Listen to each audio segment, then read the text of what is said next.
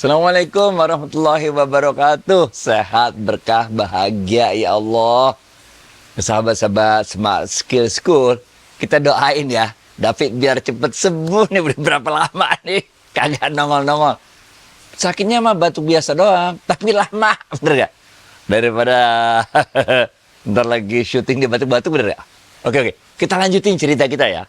Bagaimana tentang kemampuan kita memberikan yang terbaik untuk Allah. Nah ini kisah, ingatkan kemarin episode yang kemarin, bagaimana sesuatu yang kita cintai itu kita mampu untuk memberikan yang terbaik dengan ikhlas karena Allah.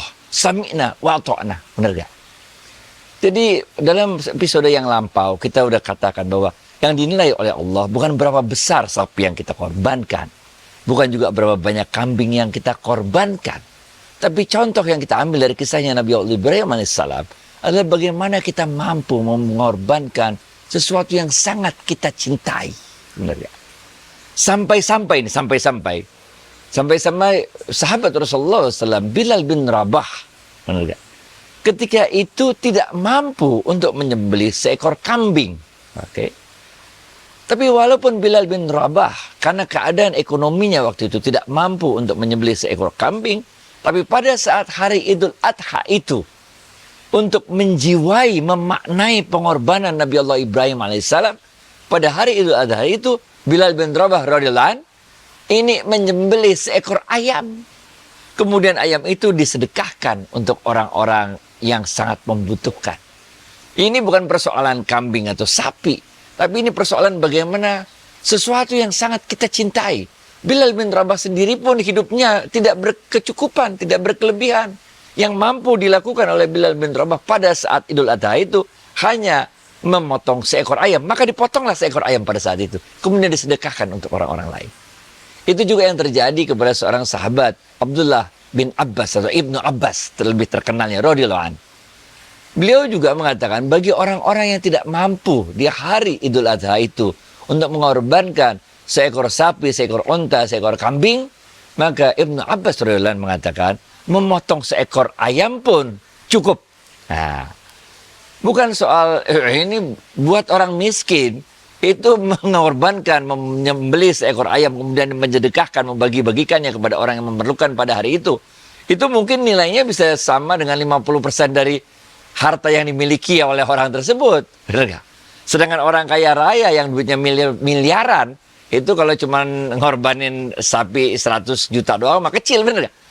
Jadi kita jangan lihat berapa besar sapinya, jangan lihat berapa banyak kambingnya. Bahkan Rasulullah SAW sekalipun itu hanya menyembelih 2 ekor kambing.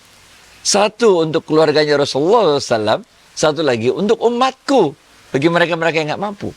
Jadi di sini kita mendapat gambaran bagaimana sahabat Bilal bin Rabah radhiyallahu anh dan sahabat Ibnu Abbas radhiyallahu anh memaknai Idul Adha itu dengan memberikan yang terbaik yang mereka cintai.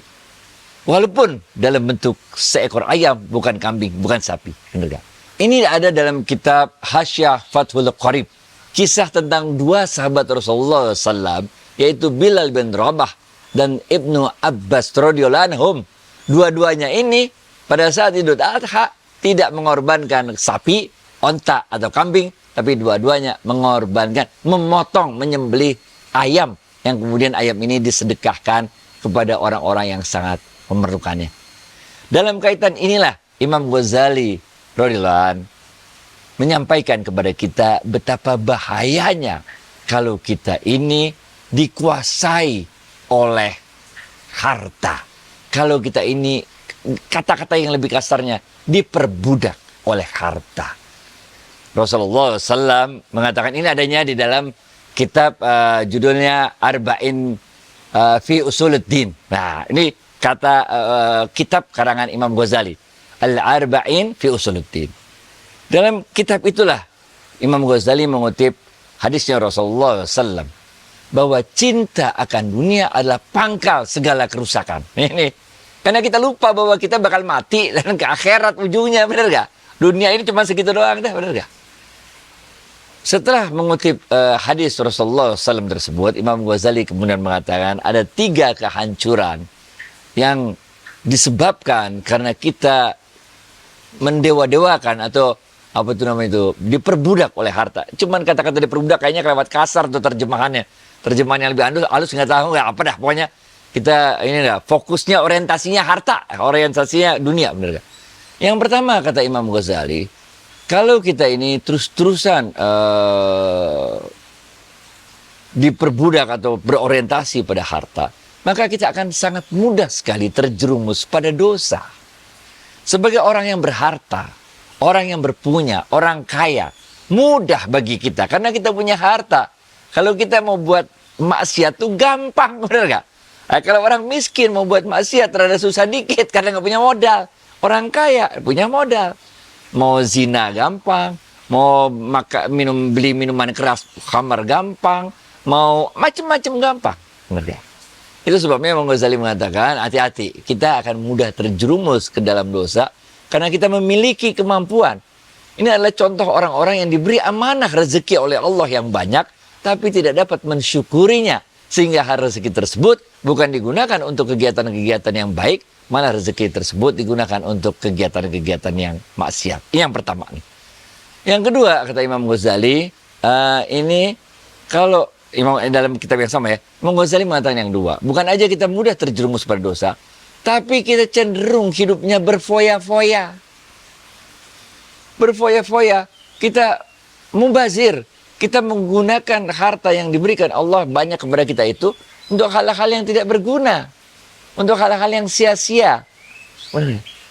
Untuk ganti ini, ganti itu, rumah renovasi lagi, mobil ganti lagi, ini, itu, segala macam. Yang manfaatnya itu hanya bisa dirasakan oleh kita sendiri, tidak dirasakan oleh orang-orang sekitar kita. Jadi harta yang dititipkan Allah kepada kita itu kita gunakan hanya untuk kesenangan diri kita sendiri, berfoya-foya, bermewah-mewahan, tidak kita gunakan untuk kemanfaatan lebih banyak orang. Nah, ini juga bahayanya kalau kita orientasi hidup kita pada harta. Yang ketiga adalah, kata Imam Ghazali, masih dalam kitab Al-Arba'in fi Usuluddin ini adalah, orang-orang ini akan cenderung lupa mengingat Allah. Karena mereka merasa dengan uang yang dimilikinya ini, mereka bisa mengatur segala sesuatunya. Dan ada rasa ketakutan yang besar kalau uangnya ini berkurang. Karena kalau uangnya berkurang, dia merasa kekuasaannya akan berkurang. Sehingga dia benar-benar jaga gimana cara uangnya nggak berkurang, bahkan bertambah. Karena tambahnya uang itu berarti tambahnya penghormatan yang diberikan pada orang lain, tambahnya kekuasaan yang bisa dia beli dengan uangnya itu, tambahan penguasaan dia terhadap kehidupan ini, benar gak? Kita tahu lah, banyak cerita aja lah kalau soal itu. Itu sebabnya Imam Ghazali mengatakan hati-hati. Imam Ghazali juga menggarisbawahi, seorang sufi bukan berarti tidak boleh kaya. Seorang sufi bukan berarti tidak boleh menolak dunia. Seorang sufi adalah seorang yang kaya raya. Terserah bagaimana Allah mengatur jatah rezekinya.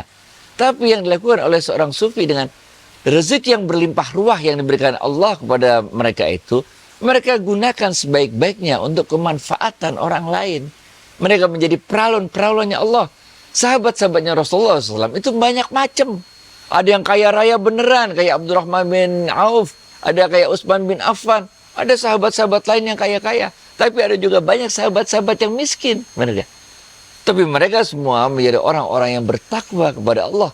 Karena yang miskin mensyukuri qanaah terhadap apa rezeki yang diberikan Allah kepada mereka. Dan mereka bersabar dalam kesulitan-kesulitan keuangan yang mereka hadapi. Sedangkan mereka-mereka yang kaya itu melakukan murah hati yang luar biasa untuk menggunakan harta tersebut membantu orang-orang yang tidak mampu. Ingat baik-baik, sebentar lagi kita akan menghadapi Idul Adha. Mau kita kaya, mau kita miskin. Yang dilihat oleh Allah, la yadallahu luhumuha wala dima'uha walaki yanaluhu taqwa minkum. Yang dilihat Allah katakan, tidak sampai dagingnya padaku, tidak sampai darahnya padaku, kata Allah. Tapi yang sampai padaku adalah ketakwaan kalian dalam menjalankan apapun yang aku perintahkan kepada kalian, termasuk dan terutama ketika aku minta kalian untuk mengorbankan sesuatu yang kalian paling cintai.